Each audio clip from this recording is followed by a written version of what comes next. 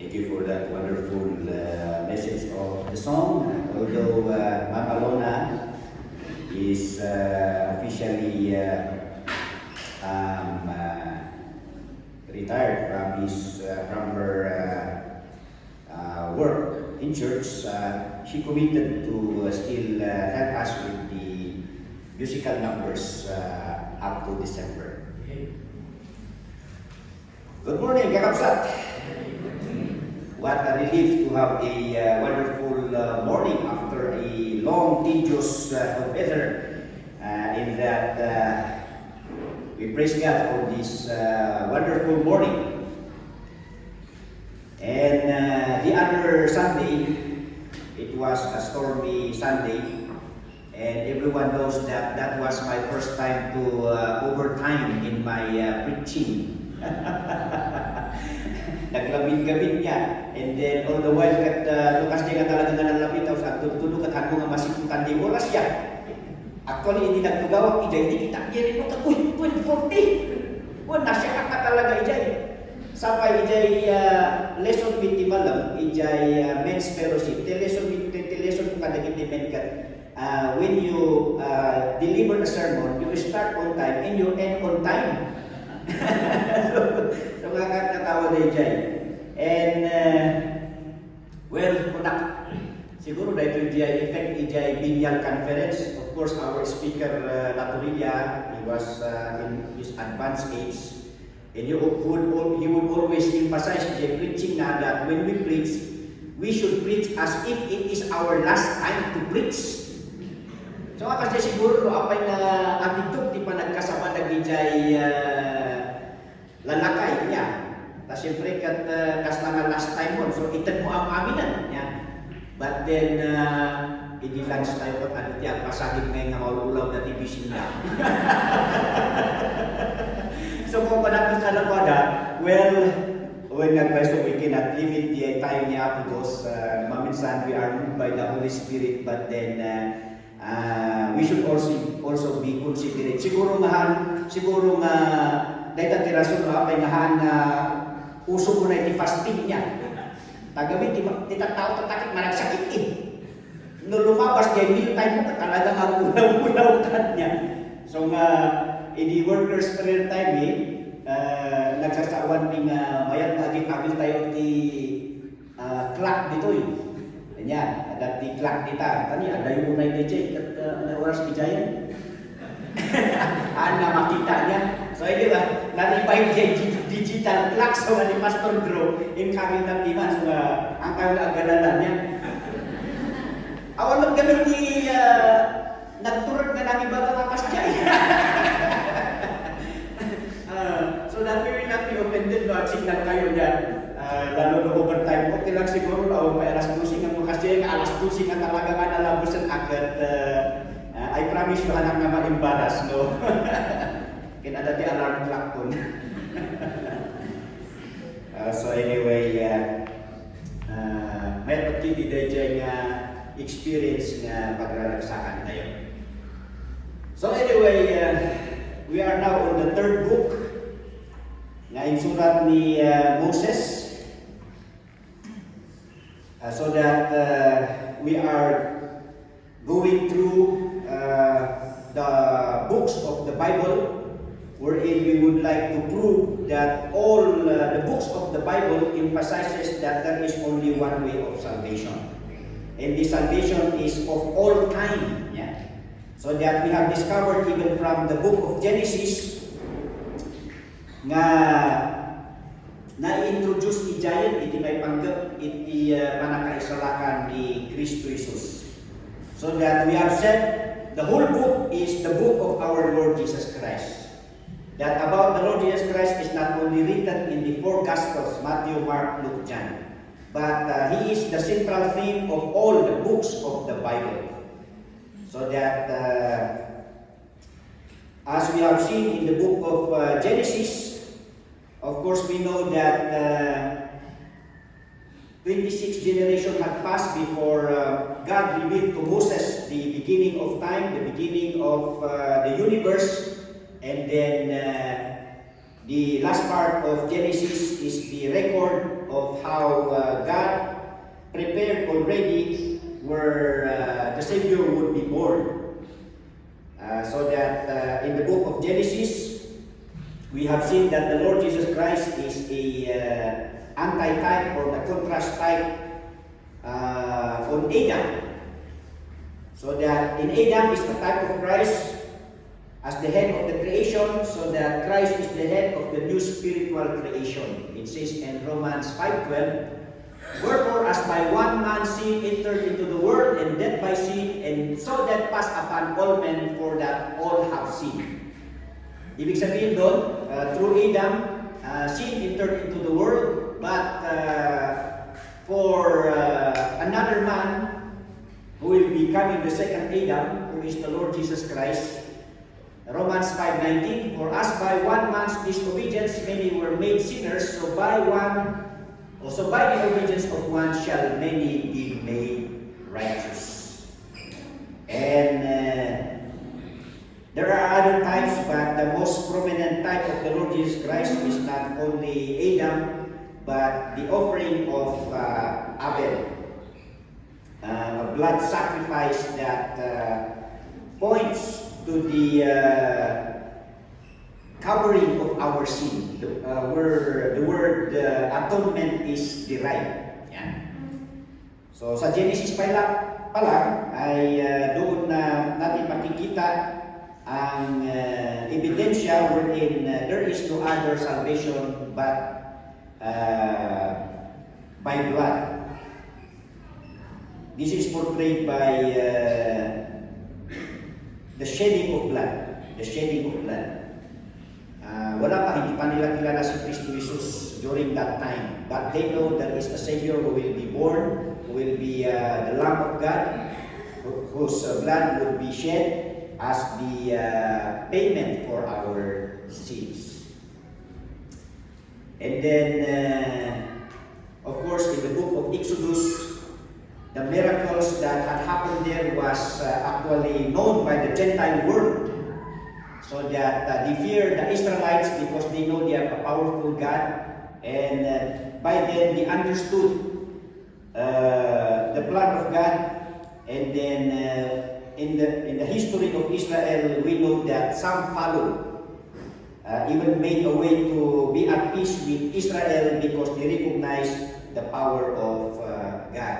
So that in the book of Exodus, Moses is a type of Christ as a liberator, a lawgiver, and mediator.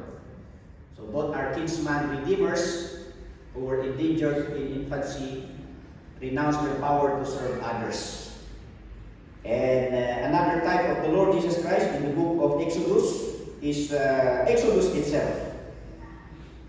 It pictures our freedom from the slavery of the world and sin, and our new identification with Christ. And another type of the Lord, as we have seen in the book of Exodus, is not only Moses himself, the Exodus, but the manna and the water from a rock. In John chapter 6, the Lord Jesus Christ explained how God fed the Israelites. And of course, when the Lord is introducing his feeding program, all the while they thought that Jesus would also feed them for 40 years. Yeah. But the Lord reiterated to them that they have this misconception. And the manna portrays the Lord Jesus Christ that gives eternal life. That's why Jesus said, I am the bread of life. So the manna, the real manna that gives eternal life is not other but the Lord Jesus Christ. And he is portrayed from a rock where water gushed out. So that he is not only the bread of life, but the living water in the New Testament. And the third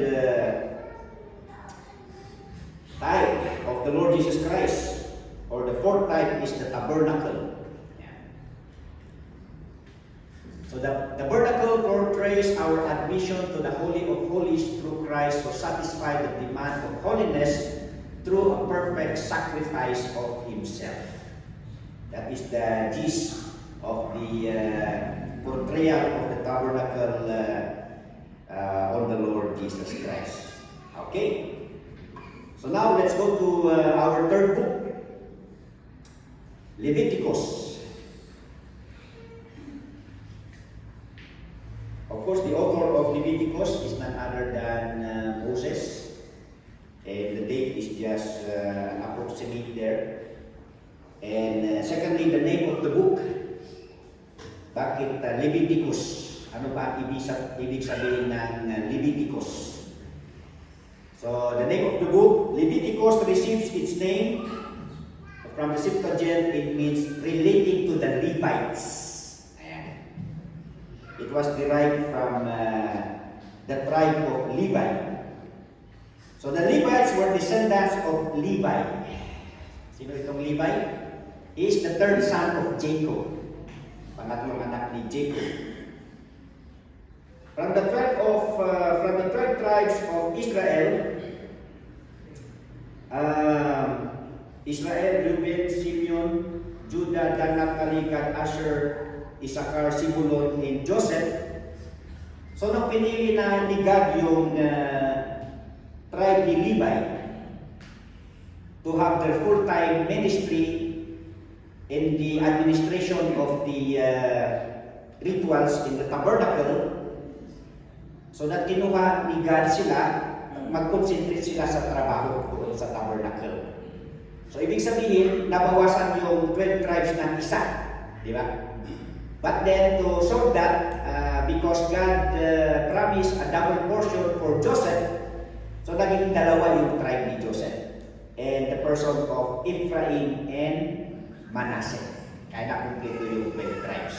So parang 13 tribes sila, pero yung isang tribe is kinuha ni God so that they will focus on the administration of worship. Okay, so they were chosen by God. And the book of Leviticus contains many of the laws given by God to direct them in their work for the worship of God. While not all Levites are priests, called Kohanim, because specifically, the priests were actually the male descendants of Aaron, and they are part of the tribe of Levi. Yan. So hindi po lahat ng Levites ay pare. Yun lamang yung mga descendants ni Aaron are the ones who are ordained as priests. Katulad ni Eleazar, Phinehas, and others. But then, although they are not all priests, Levites as a whole were workers of the tabernacles. So that they serve as assistants to the priests. Some serves as musicians. Some serves as guards, errands, and caretakers of the materials or the worship equipment of the tabernacle. So yan ang trabaho ng mga Levites. And the theme of the book, the great theme of Leviticus is holiness. Kabanalan or pagkabanal. And this holy God can only be approached on the basis of sacrifice. Ang sacrifice nito, animal sacrifices through the mediation of a priest. Ganun kahirap ang lumapit sa Panginoong Diyos. We cannot just go directly to Him as we do right now. Kailangan natin ng priest to intercede for us.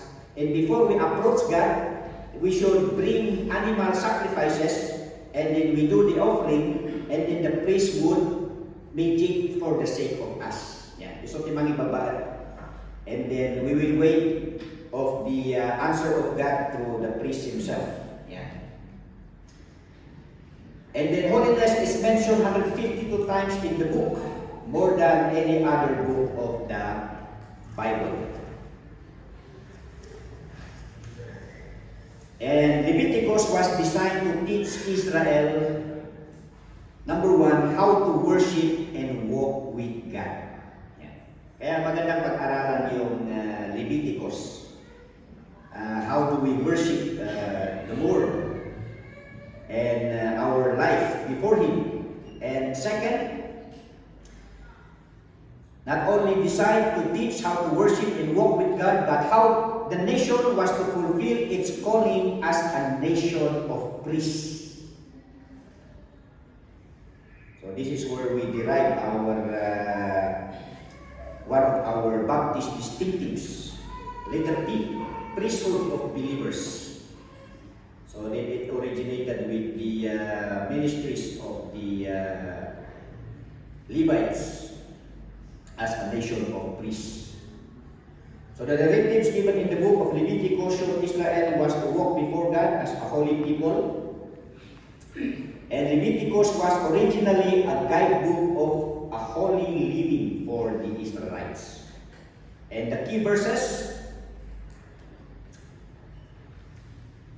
11:45, for I am the Lord that bringeth you out, or up out of the land of Egypt to be your God. Ye shall therefore be holy, for I am holy. That is the emphasis of the Lord God. He wants the people to know how holy He is, to make them serious in their following Him.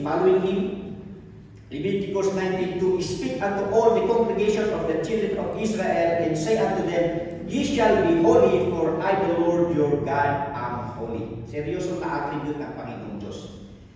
We will have some examples of the demonstration of the holiness of God. So that in 27:8, you shall consecrate yourselves therefore and be holy, for I am the Lord your God, and you shall keep my statutes and practice them. I am the Lord who sanctifies you.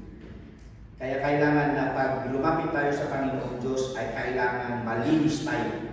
That's why we ask forgiveness. And then we are to keep His commandments. Leviticus 20:26, and ye shall be holy unto me, for I the Lord God am holy, and have severed you from other people, that ye should be mine. Nung tinawag tayo ng Panginoong Diyos, He made us His people. He wants us to demonstrate His holiness. Because this is His very purpose. Before giving this instruction, it mentions in Exodus 19:6, and ye shall be unto me a kingdom of priests and an holy nation. These are the words which thou shalt speak unto the children of Israel. This is God telling Moses to impress the Israelites the purpose of God. In the New Testament application, as we have mentioned that as of now, the Israelites were deprived of this ministry because of their unfaithfulness, and of course the work of the Lord should not stop. And in the meantime, He chose another generation for this purpose. And who are this generation? None other but the church. We. That's why the Apostle Peter said, as being chosen by God to do His ministries, 1 Peter 1:13-16, wherefore gird up the loins of your mind, be sober, and hope to the end for the grace that is to be brought unto you at the revelation of Jesus Christ. As obedient children, not fashioning yourselves according to the former lust in your ignorance, but as He which hath called you is holy, so be ye holy in all manner of conversation, because it is written, Be ye holy, for I am holy. Napaka-importante po na tayong mga anak ng Panginoong Diyos ay mamuhay na banal. Because the God that we are following, the God that we are worshiping, the God that we are serving is a holy God.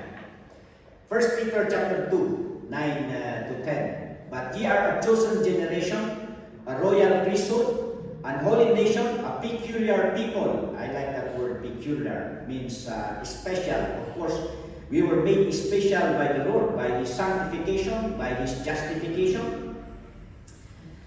And that being special people, that ye should show forth the praises of Him who hath called you out of darkness into His marvelous light. As we have mentioned earlier, that God called us to not only to be holy, but to demonstrate the holiness of God by that people would see the change in us, and this will allow them, or this would give them interest to know the God whom we are serving. Titus 2:14, who gave himself for us that he might redeem us from all iniquity and purify unto himself a peculiar people zealous of good works. Kaya nga po ang buhay ng Kristiyano ay nararapat lamang po na merong pagbabago. Kasi yan po ang purpose ng ating kaligtasan, na hindi lang tayo pupunta sa langit, kundi pati ang ating buhay ay magiging mabuti at maganda. Yan. To be a good example. And the key people of Leviticus, of course, none other, our main character is Moses and his elder brother, who was his spokesman and then chosen by God to be the first high priest of Israel. And another key people in the book of Leviticus is Nadab and Abihu. Chapter 10, you could see about Nadab and Abihu. These are the sons of Aaron who performed an authorized ceremony and they were killed. So this is a demonstration of the seriousness of God's holiness in the Old Testament. Nung binubuo ng Panginoong Diyos ang people of Israel and the ministry of the tabernacle, binigyan niya kaagad ng example or ng sample, the demonstration of His holiness. So that seryoso po at sagrado po ang paglilingkod natin sa Panginoong Diyos. So dito si Nadab and Abihu, made a ritual that was not instructed to them. Akala nila siguro is magagawa nila yung gusto nila. They have not waited for the instruction of the Lord, and because of that, they were instantly killed. Yan. Showing that hindi po basta-basta ang maglingkod sa Panginoon. And also in the New Testament, there was a demonstration of God's holiness. Ito yung demonstration sa Old Testament. Ang demonstration naman ng Panginoong Diyos doon sa New Testament, ito yung sa early church, di ba? Nung nagkaroon ng pagkakaisa at usapan ng mga sinaunang mga believers, that they would sell all what they have and then they would part it in magkakapareha sila. But then in Acts chapter 5, Ananias and Sapphira did not follow the agreement. Yan. So that meron silang binulsa doon sa kanilang ibinenta, and of course when they were confronted by the apostles, they instantly died. Yan. Kaya masabi doon is napakahirap, and then because of God's grace, salamat at sa mercy ng Panginoon, kung strict talaga ang Panginoon Diyos, walang matitira sa atin. Oh. Kasi pero God allowed this to happen just to demonstrate na talaga ang paglilingkod sa Panginoon ay talagang seryoso. Yan.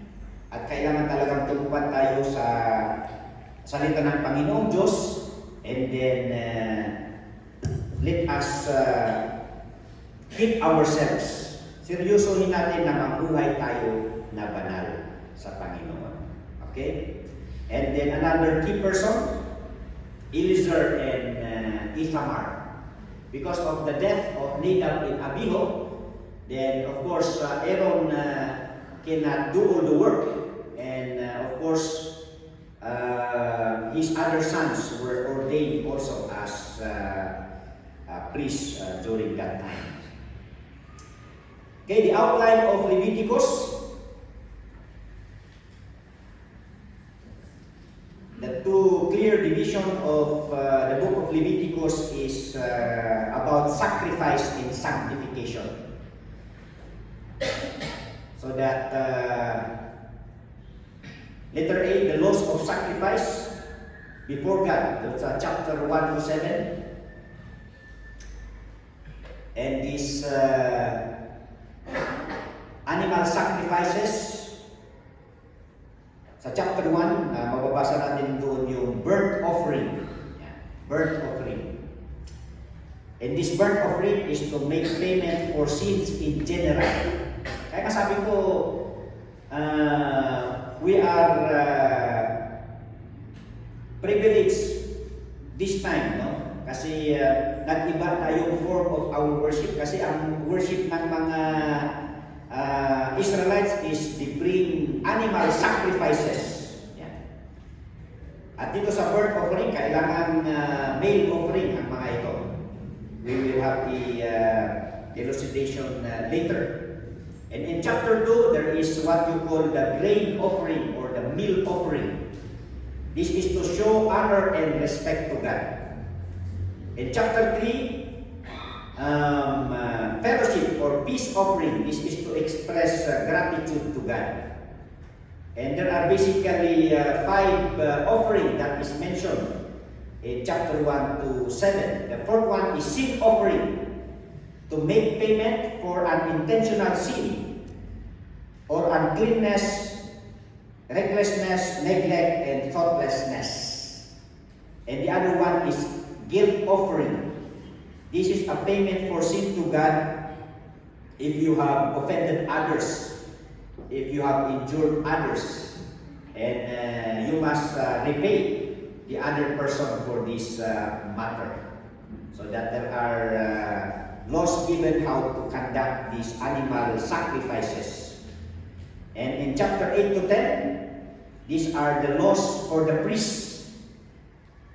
This was actually the ordination of Aaron and his sons, and the instruction of their priestly ministry were given here. And then in chapter 11 to 15, this is the laws regarding purity.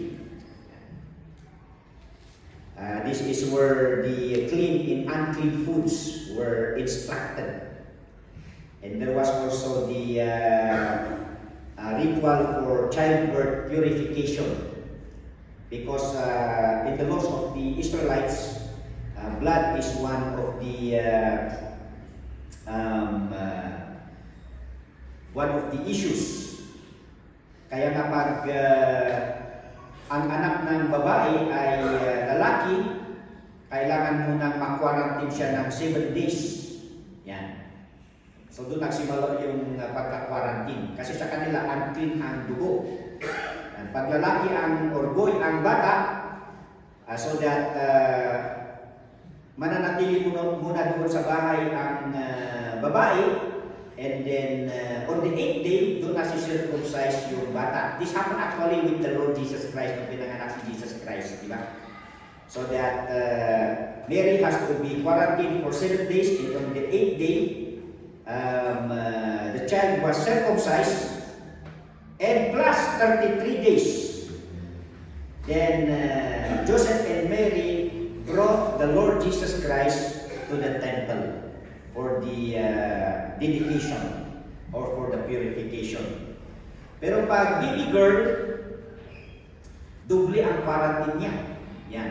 Mas unclean daw pag babae ang ipinanganak dito. Yan. So 2 weeks quarantine. Yan. And then before na i-dedicate doon sa temple, times 2, instead na 33 days, 66 days.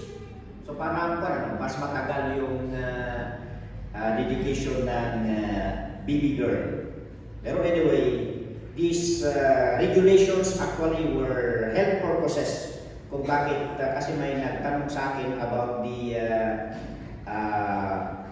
clean and unclean foods. So that may purpose ang Panginoon kung bakit niya ibinigay sa Israel because of course God wants to preserve His people, and of course in the New Testament times, meron yung sinasabi na everything is sanctified by prayer. But when we follow the dietary laws of the Old Testament, it has a benefit actually more on our physical health. So that in these chapters, there are also laws pertaining regulations on skin diseases. And another one is the law of national atonement. This is actually the sanctification of the whole nation, where eating of blood was introduced here, and it was forbidden for the people of Israel. So this is the sanctification holiday. Ewan ko sa ating church na wala naman tayong sanctification holiday. Maaari siguro sa church anniversary. But then anyway, those are the laws of the sacrifices from chapter 1 to verse 17. And the other part from chapter 18 to 27, it speaks about the sanctification. And chapter 18 to 20, the laws of sanctification of God's people. In these chapters, you would read about the unlawful relationships. Kaya doon sa ating family code when it comes to marriage, nandito yung ang kapatid ay hindi niya pwedeng maging asawa ang kanyang kapatid. Ang nanay hindi niya pwedeng asawahin yung kanyang anak. Mga ganun, mga the law of the fourth degree doon sa ating family code. At saka yung, for example, yung anak, hindi niya pwedeng mapapangasawa yung kanyang parents, something like that. So that you read the book of Leviticus, marami po tayo matututunan dyan, and various commands. So that is the law of sanctification of God's people. And then 21 to 22, the laws of sanctification of God's priests, and then of worship, and the sanctification in the land of Canaan. God is preparing them to possess the land of Canaan, and He instructed them what are they to do. And of course, one of His instructions is that when they go to Canaan, they see to it that they would kill all the residents of Canaan, because the curse is really so bad that even the animals are instructed by God that they should annihilate. That as we go along and see the story of Israel, they have not actually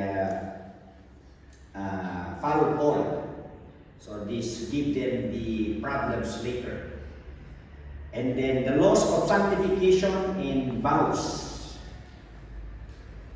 so that God honors vows or agreements. Although this is in relation to the celebration of Jubilee, 70 years, wherein they would allow their slaves to go free, and then they would return back what they have bought from other fellow men in relation to people, houses, fields, and animals. So the key chapter of the book of Leviticus is chapter 16. It deals with the Day of Atonement, which became the most important day in the Hebrew calendar, because it was the only day the high priest was allowed to enter into the Holy of Holies in order to make atonement and sanctification for the whole people. So once a year. And Leviticus 16:33, for on that day shall the priest make an atonement for you to cleanse you, that ye may be clean from all your sins before the Lord. Talagang sanctification day. That would be the chance that all the people, as the high priest would represent all the people, so that the priest would intercede for the cleansing of all the people of God. So it is a good annual practice for another beginning of a committed life. Pero sa atin, parang wala tayong ganitong practice sa church niya. Usually, parang nangyayari na lang ito pag every New Year. Dahil doon sa New Year's resolution corresponds or resembles with a New Year beginning of service and a resolution and a commitment. And how is the Lord Jesus Christ seen in Leviticus? Paano natin makikita ang Panginoong Jesucristo dito sa Leviticus? Like in Exodus, a number of types of Christ are evident in this book. Una, the high priest, as mentioned above, is a very prominent type of Christ. It clearly foreshadows the person who can only enter the Holy of Holiest and minister as mediator and intercessor. So that through the Lord Jesus Christ, in Hebrews 9, 11, 12, but Christ being come an high priest of good things to come by a greater and more perfect tabernacle, not made with hands, that is to say, not of this building, neither by the blood of goats and calves, but by his own blood he entered in once into the holy place, having obtained eternal redemption for us. Kaya wala na yung annual o yung yearly.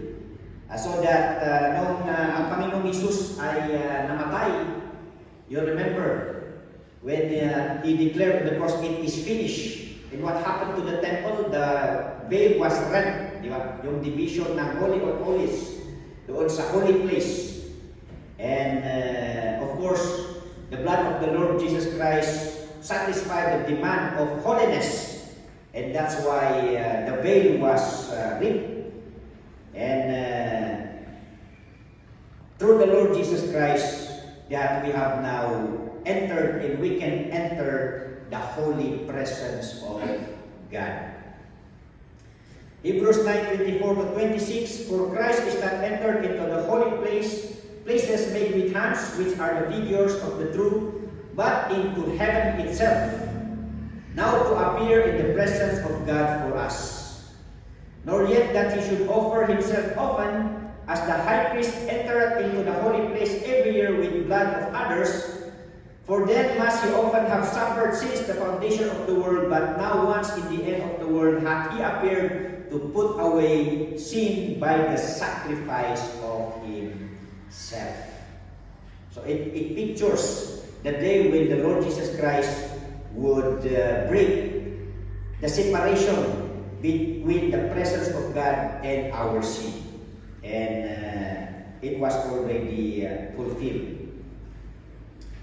And of course, the 7 feasts that is mentioned in Exodus is also mentioned in the book of Leviticus.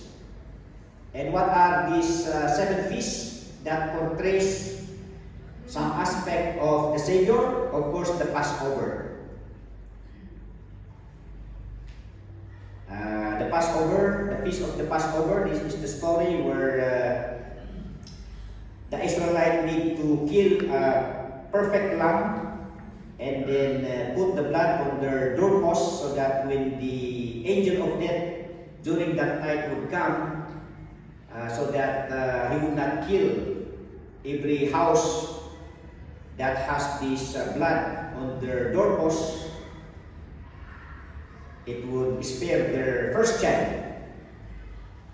It portrayed that the Lord Jesus Christ was the sinless lamb. So that this is the Lamb whom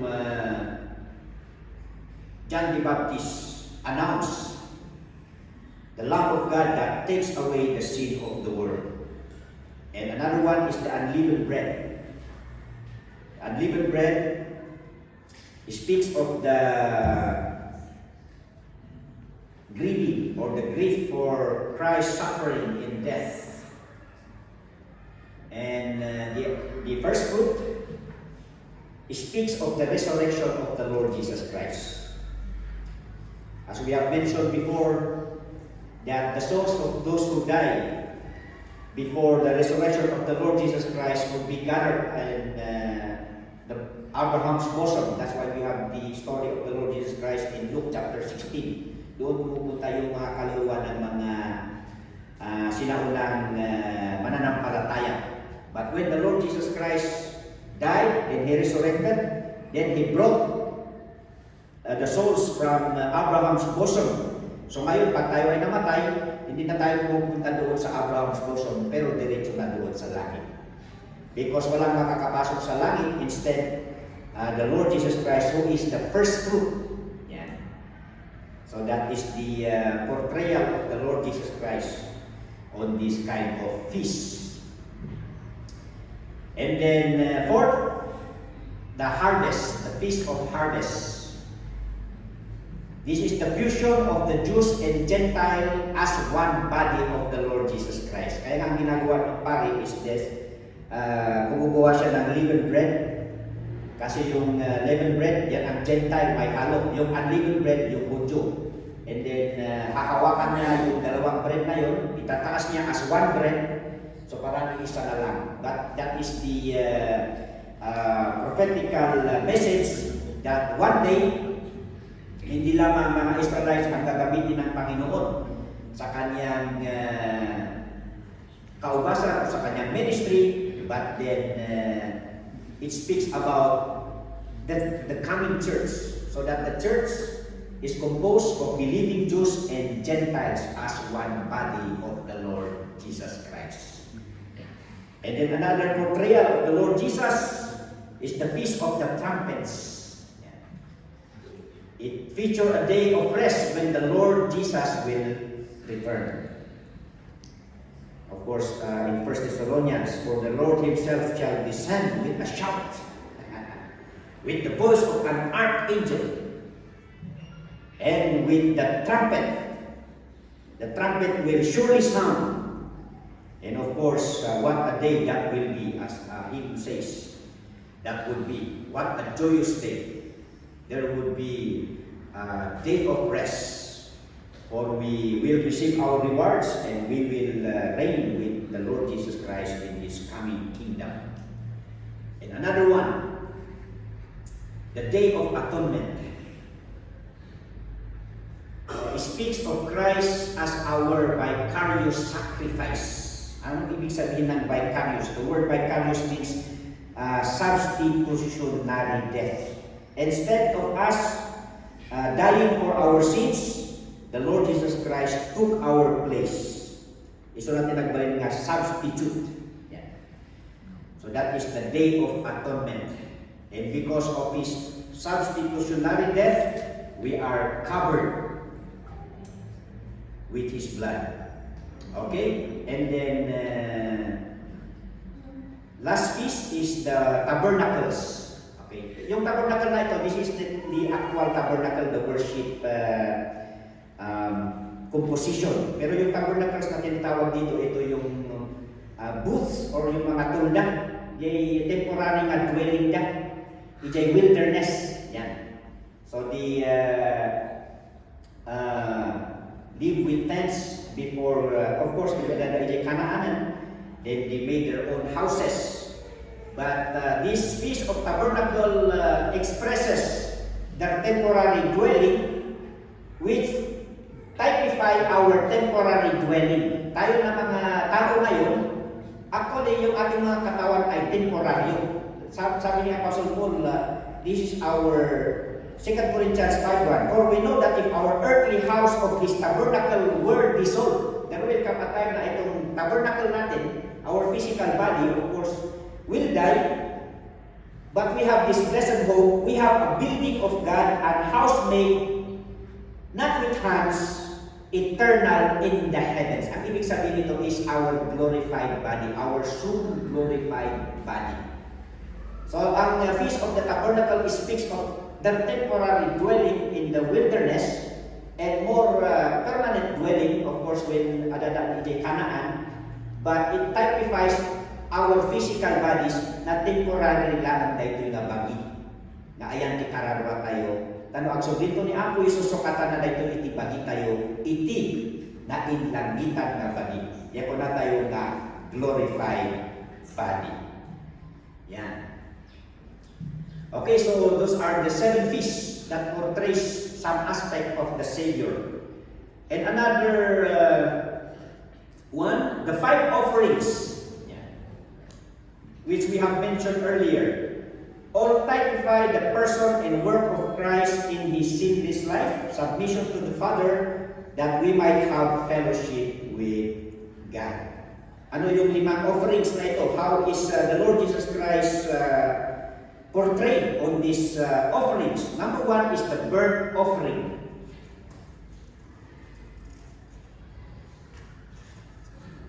Yun nga, mahal ang ano? Magkano ngayon ang baka? Bulls. Pag burnt offering, kailangan baka eh. And then sheep or goat. Pero kailangan male animals ang mga ito.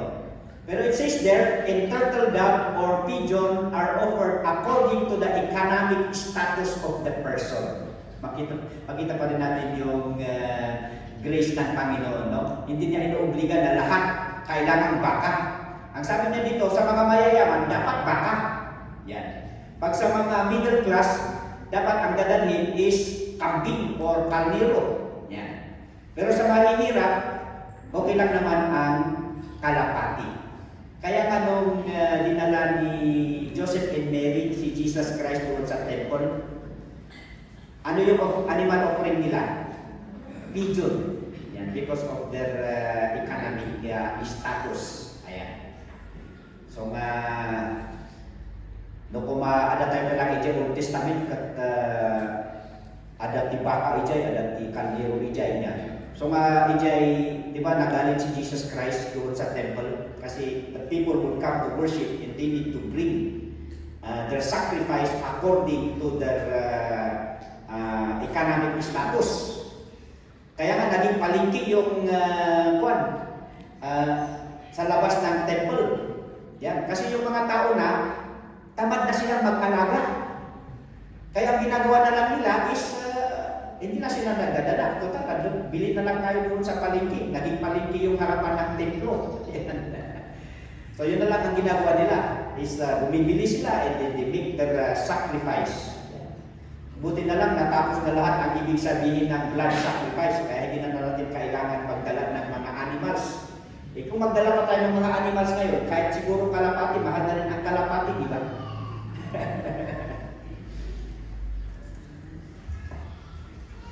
But the implication of this is to make payment for sins in general, to turn God's wrath away from the people. Yan. Bakit kailangan nating magdala ng burnt offering? Para mapawi o mawala yung galit. Ano ba sa Tagalog yung wrath? Yung talagang galit na galit. No kung mainukano ka, pungtot niya. Kaya sa dejay agungat, nga mo diya pungtot ka talaga nga it is a heavier degree. Yan. Para mawala yung galit ng Panginoon Diyos. Yan. And we thank the Lord for the Lord Jesus Christ. Christ turned away God's wrath from us. Yan. Una na Romans 5:8-9, but God commended His love toward us in that while we were yet sinners, Christ died for us. Much more than being now justified by His blood, we shall be saved from wrath through Him. Ano bang ibig sabihin ng wrath na ito? The wrath here actually means judgments. Judgments. 1 Thessalonians 1:10, and to wait for His Son from heaven, whom He raised from the dead, even Jesus, which delivered us from the wrath to come. So, hindi na natin kailangan magdala ng burnt offering dahil the Lord Jesus Christ already was our burnt offering. Revelations 6:15-17. This is a negative application sa mga taong hindi naniwala sa galit ng Panginoong Diyos o sa kanyang judgments. And the kings of the earth, and the great men, and the rich men, and the chief captains, and the mighty men, and every bondman, and every free man hid themselves in the dens and in the rocks of the mountains. We see these people in the tribulation, instead of humbling themselves before God, they accept their faith and said to the mountains and rocks, "Fall on us and hide us from the face of him that sitteth on the throne and from the wrath of the Lamb." Alam naman nila pala about the Lamb of God. And because of their unbelief, they are ready to suffer from the wrath of the Lamb. For the great day of his wrath is come, and who shall be able to stand? And another one, Revelation 11:18. And the nations were angry, and thy wrath is come in the time of the dead, that they should be judged, and that thou shouldest give reward unto thy servant the prophets, and to the saints, and them that fear thy name, small and great, and shouldest destroy them which destroy the earth. So the wrath is mentioned in the book of Revelation, mostly of the three sets of series of judgment. Merong 7 series of God's judgment, the 7 seals, the trumpets, and the bowls judgments. Okay? The meal offering. Ito yung gift offering of grain. Okay, so among the 4, ito yung sa barley o wheat, mga pagay ka.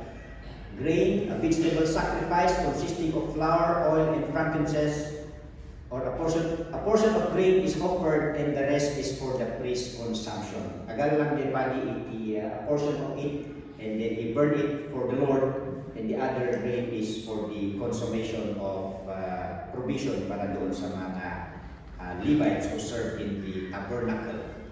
And this meal offering is done to show honor and respect to God. And Christ offered himself for us. He is our, of course, with our own good works, we all fall short and we cannot satisfy the Lord.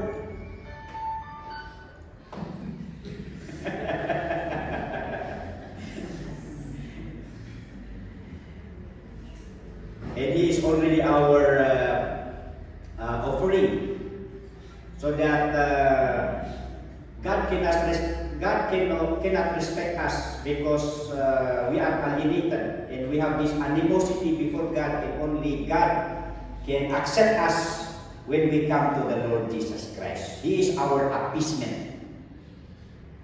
Romans 5:8-11, but God commended His love toward us in that while we were yet sinners, Christ died for us, who gave Himself for our sins, that He might deliver us from this present evil world according to the will of God and our Father. 1 Timothy 2:6, who gave Himself a ransom for all, to be testified in due time. So that the Lord gave Himself as an appeasement so that we are accepted by God. The peace offering. Di ba kanina yung burnt offering is male animals, pero dito it can be a male or female animal sacrifice. These are done to intensify the union between God and the offerer. And this is to express gratitude to God. And in application, Christ became a way for us to have peace with God. Therefore, being justified by faith, we have peace with God through our Lord Jesus Christ. And 5:10, for if, when we were enemies, we were reconciled to God by the death of His Son, much more being reconciled, we shall be saved by His life. And the fourth one, the sin offering. This is an animal sacrifice for the expiation or reparation of relationship because of sin, our relationship before God. And it makes payment for unintentional sin or uncleanness by recklessness, neglect, and thoughtlessness. So this is more on our personal sin. Yeah. And Christ became our atonement for this, our covering. So that Romans 5:11, not only so, but we also join in God through Jesus Christ, by whom we have received the atonement. So that when we sin in John 1:9, if we confess our sins, He is faithful and just to forgive us our sins and to cleanse us from all our unrighteousness.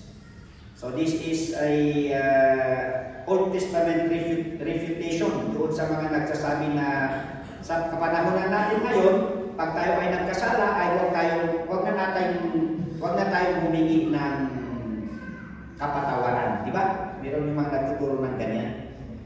Well, of course, there is no more penalty for our sins. But when we sin as believers, during this time, our relationship is affected. Katulad nito, sa mga Israelites, if they know that sila nagkasala sa Panginoong Diyos, of course, they know that their relationship with God is affected. So that they need to bring a sin offering. Pero sa atin, hindi na natin kailangan because the Lord Jesus Christ is already our sin offering. What we only do is, we confess our sin and we ask forgiveness for our sins. And secondly, the trespass or lastly, the trespass or the guilt offering. Yung trespass offering, di ba yung sin offering is your personal sin pag ikaw ay nagkasala. Ang trespass offering, ito yung pag nagkasala ka sa kapatiran o sa ibang tao. This is what we call the trespass or the guilt offering.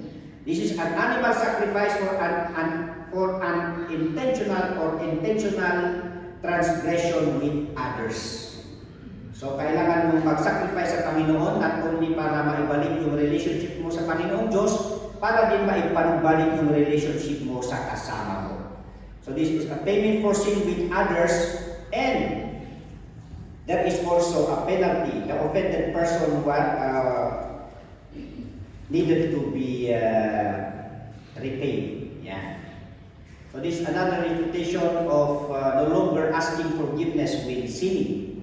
But we consider the necessity of asking forgiveness and the reparation or our restoration of fellowship with God through sin offering and guilt offering. Kaya nga sabi ni Jesus Christ sa Matthew 5:23-24, therefore, if thou bring thy gift to the altar, and there rememberest that thy brother hath aught against thee, leave there thy gift before the altar, and go thy way first, be reconciled to thy brother, and then come and offer thy gift.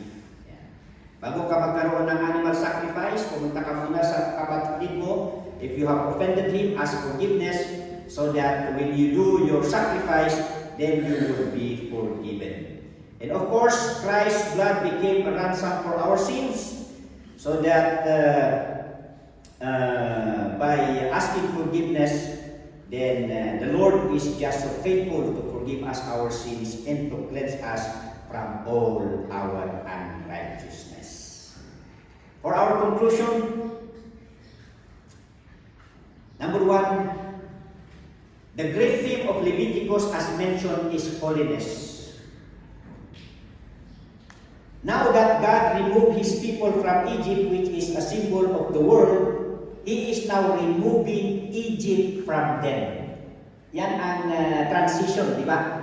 The book of Exodus, kinuha ng Panginoon Diyos ang mga Israelita from Egypt. At along the way, God is preparing them. And one way of His preparation is to impress to them His holiness and how God's people should follow a life of holiness. And a life of holiness, not only na inalis ng Panginoong Diyos ang Israelita sa Egypt, but then nais niya na ngayon na alisin ang makamundo, the Egyptian lifestyle. Di ba tayo na church? That is the same thing. Nang tayo ay tinawag ng Panginoong Diyos, He called us out of the world. And now that He had made us His people, He wants to get rid of the world from inside us. Kaya sabi doon, I beseech you therefore, brethren, by the mercies of God, that ye present your bodies a living sacrifice, wholly acceptable unto God, which is your reasonable service, and be not conformed to this world, but be transformed by the renewing of your mind, that ye may prove what is that good and acceptable and perfect will of God. Yan. Alisin natin yung makamundo sa atin. That's why God is working in us and He wants us to work with Him. 1 John 5, 2:15 to 17. Love not the world, neither the things that are in the world. If any man love the world, the love of the Father is not in him. We all know that the world, the lust of the flesh, the eyes, and the pride of life is not of the Father, but is of the world. And the world passed away in the lust thereof, but he that the will of the Father, or the will of God, abideth forever. John 15:19. If ye were of the world would love his own, but because ye are not of this world, but I have chosen you out of the world, therefore the world hated you. So maipagdumaan tayo, kas anak niya Apo Diyos, nga ikatan iti, na inlubungan kada tayo, takinikan ka tayo ni Apo Diyos ang ijay lubong. Hatan na tagalubong, tagalangit tayo. Amen? And secondly, as we have mentioned, all the Levites were not all priests. They are all God's workers of the ministries of the tabernacle, who serves as assistants to the priests, musicians, guards, heralds, and caretakers. Same is true with the church. Hindi man lahat ay pastor, hindi man lahat ay Bible woman, hindi man lahat ay leaders. But then we are all, hindi man lang deacons, but we are all God's workers, ministers, and co-laborers of the ministries of the gospel. Yeah. We are all stewards, and because of that, we are all to participate and take part in the endeavors of the church. Lahat po tayo ay lingkod ng Panginoon. Hindi lamang po yung ating mga spiritual leaders, but all of God's children are a part of the ministry of the church. So that we are all caretakers and stewards of God's possessions, God's people, and God's ministries. Kaya nga, we minister with one another. And we are all commissioned to shine and share the gospel to the unsaved. Hindi lamang po yung mga workers natin ang nagbabahagi ng Ebanghelyo, kundi lahat po tayo, because we are all God's workers in His vineyard. Amen. And second to the last, the sin offering and trespass offering speaks of restoring our fellowship with God when it's broken. Thus the necessity of confessing our sin and asking forgiveness when we sin to God and to our fellow men. Yun sa dalawang offering na yun. The sin offering and guilt offering or trespass offering. Kaya pag tayo nagkasala, we see to it that we fix our relationship, our fellowship with God and to our brethren. At ang last, the burnt offering, meal offering, and peace offering speaks of maintaining our fellowship with God. Kaya meron yung tatlong yun. Henceforth, the necessity of maintaining our regular spiritual routines in our Christian life. Yeah.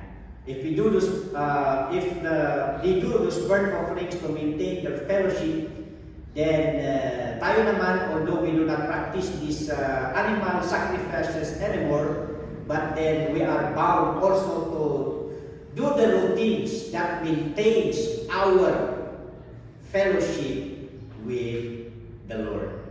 Of course, what are these spiritual routines? As 1 Timothy 4:7 would say, sometimes we are maintaining our physical exercises.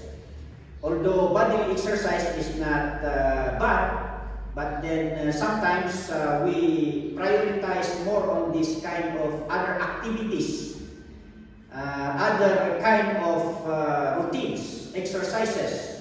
So that it says there, we should exercise thyself rather unto godliness, for bodily exercise profiteth little, but godliness is profitable unto all things, having promise of the life that now is and of that which is to come.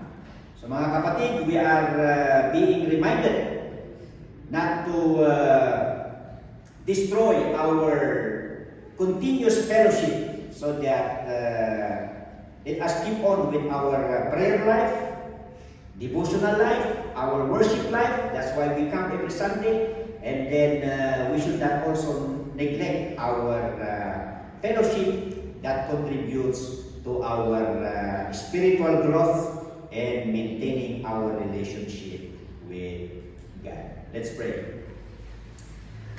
Oh, Father God, thank you for the many lessons that we can see in this book.